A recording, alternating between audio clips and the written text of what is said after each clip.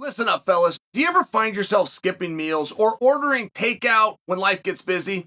We all know this can be a hard habit to break. Look, that's where Control comes in. They're a brand owned and operated by gamers and content creators who decided to make healthier food options for people who struggle in the kitchen. If you're looking to eat healthier meals and lose weight, their meal replacement shakes are the best option. With 23 grams of protein, vitamins, minerals, probiotics, and MCTs, they will fill you up for hours and they taste amazing. If you're looking for a high protein snack, they also got protein cookies. And they got protein meal bars, which is hard to say with my mouth full, but guys, this is truly delicious. I got a son right over here. He didn't know anything about healthy cookies. These are the ones that he turns to all the time. I'm not joking about that. They've only got 250 calories. With 15 grams of protein, 4 grams of collagen, our cookies are the perfect blend of health and taste. Their meal bars also pack in 15 grams of protein, and they got a ton of fiber. Controllers really help me to stay on track with my nutrition. If you want to make a healthier change, use the promo code Chael to get 10% off your first order, or just click on the link below. Michael Eaves was the host for all the ESPN content that you saw over the weekend. I hope you guys enjoyed that. But I got to work with Michael Eaves, and so I heard this. Michael Eaves kept insisting. He kept insisting that Gaethje versus Poirier was going to be a #1 contenders match. Now, he didn't promise it, right? Notice the word I mean. He didn't come out. He didn't tell people this. It wasn't on his show sheet. This was him as an observer of the sport looking at #2 versus #3 in a main event capacity. So, guys, you can't tell me that the guy that wins this gets the BMF passed down to him from Masvidal himself isn't going to be shined up to a capacity of #1 contender. He was completely correct. And we alluded that number of times over here at Bad Guy Inc. But it sure turned out to be true the moment they were done. I mean, Justin Gaethje grabbed that microphone with Joe Rogan, says that he believes he gets the title shot next, and 16,000 people live in attendance co-signed that statement. Now, I think that it's pretty obvious in hindsight, but I'm not ready to be done with it yet. I do believe that Justin Gaethje's next fight is going to be for the World Championship. The way we are currently scheduled is the next time we contest the World Championship, it will not involve Justin Gaethje. How do those two things work? Well, he's going to wait. And waiting has very seldomly ever been a plan. In fact, I can only think of it twice in all of history that's worked out. But he's in a very different position. I think that we can agree on that. Not to mention, he could put his belt up. And that's a whole nother conversation where I thought that belt was a title. I thought that the entire time, but the commission says it's not.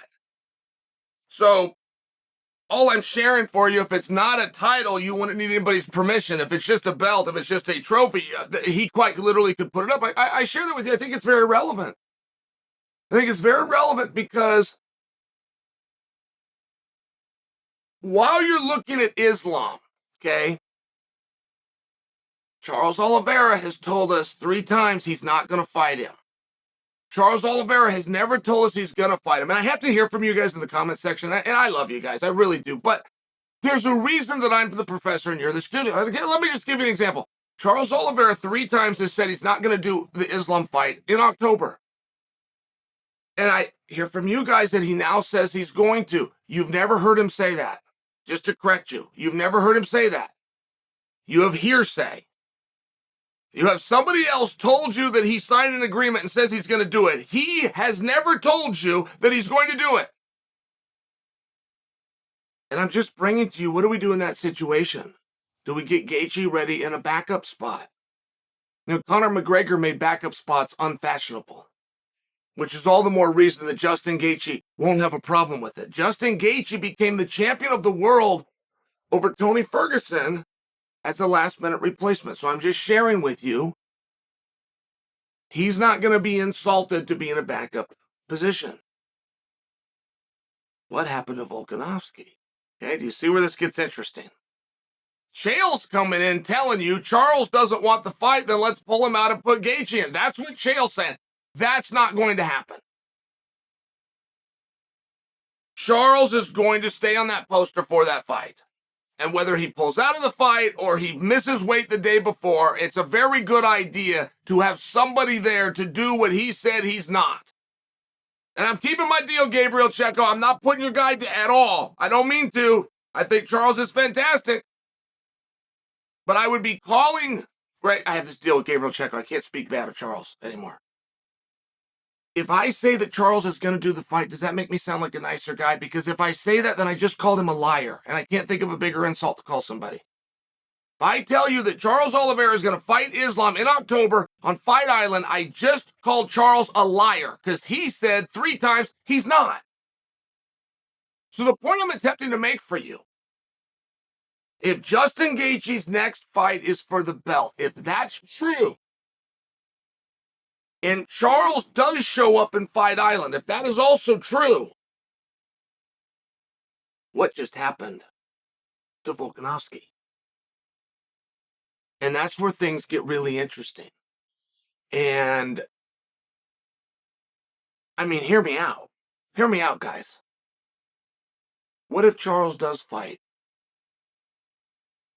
What if he does fight Islam?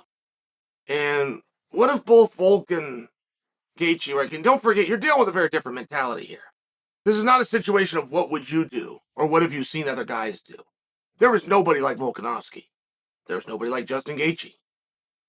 What if they both say, hey, I'm not going to train, I'm not going to get licensed, and I'm not going to fly out for a backup spot. I would do it for a fight, though. I will fly out there. I'm Justin Gaethje talking. I will fly out there and I will fight Volkanovski. And if Charles doesn't show up, we can flip a coin and one of us slides in. If he does show up, then we'll just fight each other. We'll take the whole paycheck, not just part of it. You're now having a very different conversation. And I also don't suggest for you that that's the direction that we're going. I'm just suggesting for the first time ever, we've got a little bit of a logjam. We haven't had a 55-pounder speak up. And the reason they haven't spoken up is they have been told Charles is next, and after that is Volk. There's nothing to speak up to.